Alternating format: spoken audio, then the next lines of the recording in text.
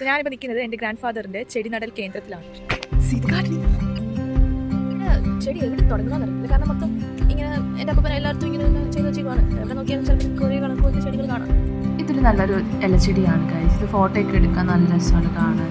പിന്നെ എവിടെ നോക്കിയാലും ഒരേപോലത്തെ ചെടിയാണ് കാണാനുള്ളത്.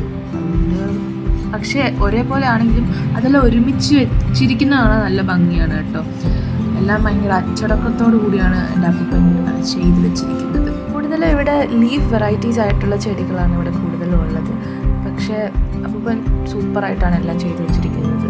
ഭയങ്കര ഡെഡിക്കേറ്റഡ് ആണ് ഈ ചെടിയൊക്കെ വളർത്തുന്ന കാര്യത്തിൽ. എനിക്ക് ഈ ചെടികളിലൊക്കെ വെയിലടിക്കുമ്പോൾ എന്ത് ഭംഗിയല്ലേ കാണാൻ. ഇതൊരു ടൈപ്പ് ചീരയാണ്, മല്ലിച്ചീര. നമ്മൾ രസത്തിലും സാമ്പാറിലൊക്കെ ഇത് യൂസ് ചെയ്യാറുണ്ട്.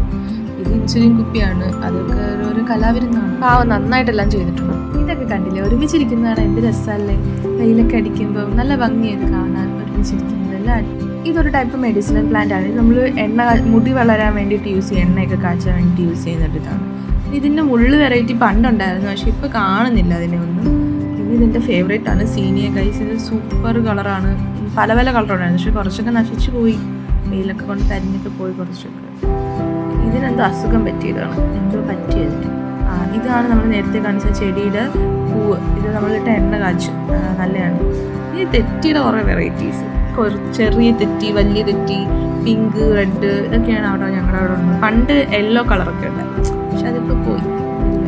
പിന്നെ ഓർക്കിഡ് ഉണ്ടായിരുന്നു, കുറേ ഉണ്ടായിരുന്നു, പക്ഷെ ഇപ്പോൾ എല്ലാം ഒരെണ്ണയൊക്കെ ഉള്ളൂ. പിന്നെ കുറേ ഓർക്കിഡ് ഉണ്ടായിരുന്നു.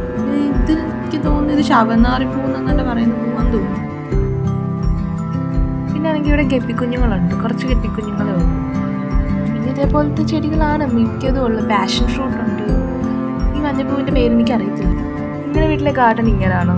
അല്ലെങ്കിൽ കമൻറ്റ് ചെയ്ത്. ബൈ.